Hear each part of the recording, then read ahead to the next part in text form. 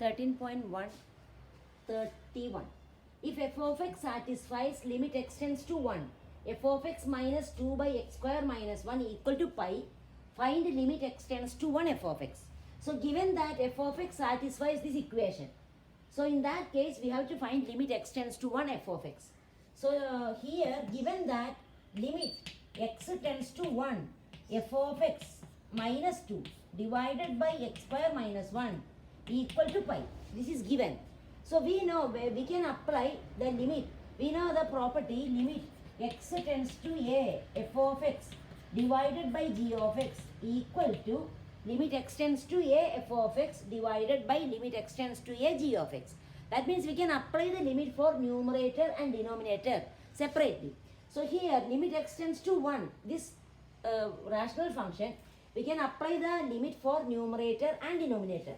So this equation can be written as limit x tends to 1 f of x minus 2 divided by limit x tends to 1 x square minus 1 equal to pi. Now we can cross multiply. So we get, when we cross multiply, we can write limit x tends to 1, limit x tends to 1 f of x minus 2, f of x minus 2 equal to pi into this limit. We can cross multiply. So that is equal to pi into limit x tends to 1 x square minus 1. See, we can cross multiply. So we get limit x tends to 1 f of x minus 2 equal to pi into limit x tends to 1 x square minus 1. Now here we know when we apply the limit, here now we can apply the limit. We know actually x is not equal to 1, but we can, when we apply the limit, what we do, we substitute. So here in this we can substitute. So pi into, when we apply the limit, limit x tends to 1 x square minus 1, that is same as when we can substitute x equal to 1 to find the, evaluate the limit. So pi into, when we substitute, what we get, 1 square minus 1, 1 square minus 1, that is 0. So pi into 0 equal to 0. So we got limit x tends to 1 f of x minus 2 equal to 0. So from that what we get, so we got limit x tends to 1 f of x minus 2 equal to 0.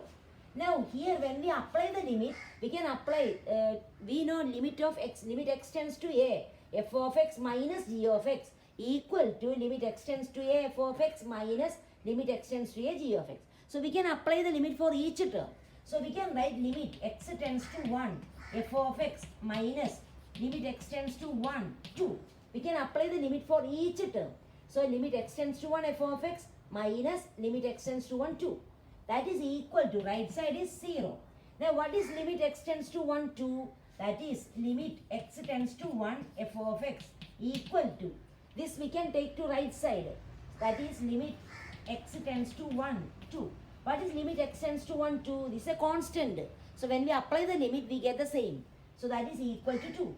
So we got limit x tends to 1 f of x equal to 2. The question is find limit x tends to 1 f of x. So we got limit x tends to 1 f of x is equal to 2. So that is the answer 2.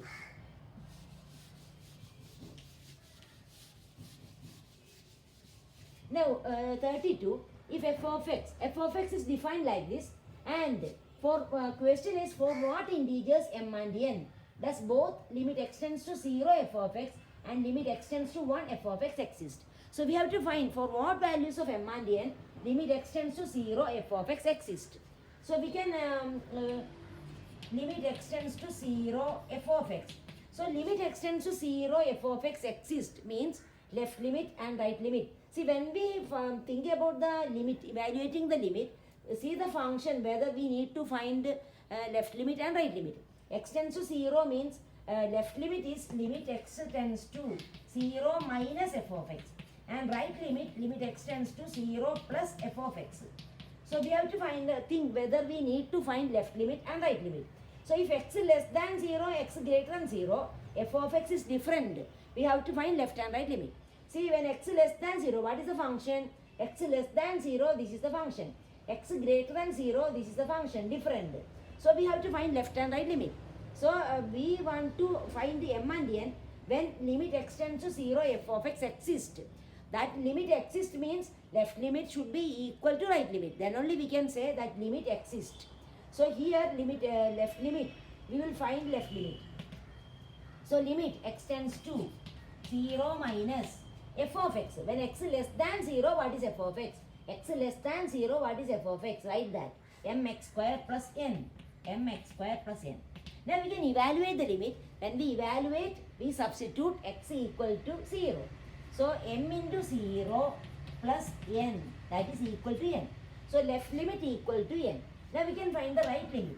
Limit extends to 0 plus f of x. When x greater than 0, what is f of x? X greater than 0, what is f of x? Nx plus n. Nx plus n. Now in the evaluation of limit, we can substitute x equal to 0. So put x equal to 0, n into 0 plus m. So n into 0 plus m, that is equal to m. So we got left limit equal to n, right limit equal to m. We know this limit extends to 0, f of x exists only when left limit equal to right limit. So we got left limit n, right limit m. So only if n equal to m, limit extends to 0, f of x. So we can write the answer. Therefore, limit extends to 0, f of x exists only if m equal to n. So that is the first answer. We have to find for what integers m and n does both limit extends to 0, f of x exist. So limit extends to 0, f of x exists only for all integers such that m equal to n. M and n should be equal. So that is the answer for first one. Now we will find out the value of m and n for which limit extends to 1, f of x exists.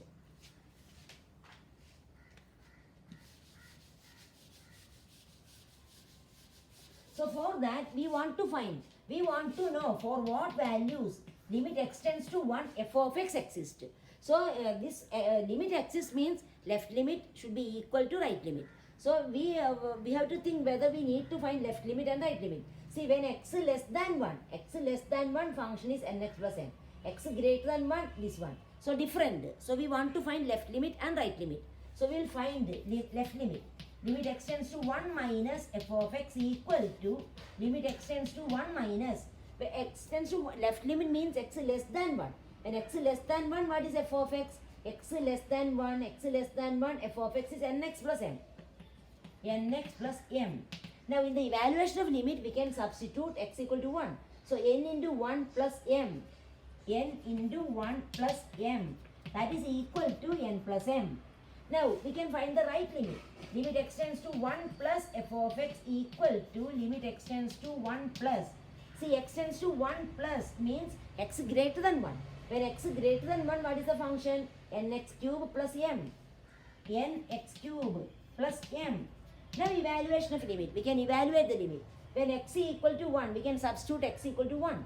So when x equal to 1, what is that? N into 1 cube. That is n into 1 cube plus m.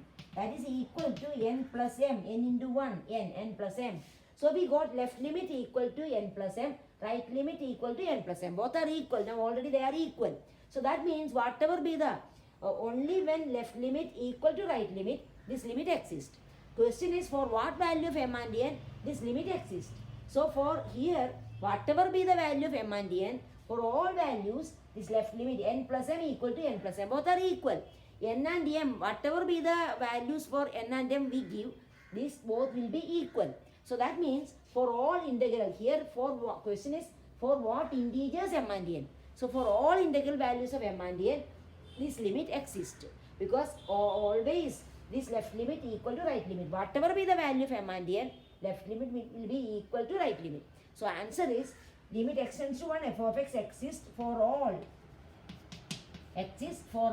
integral values. For all integral values of m and n. Values of m and n. So that is the answer.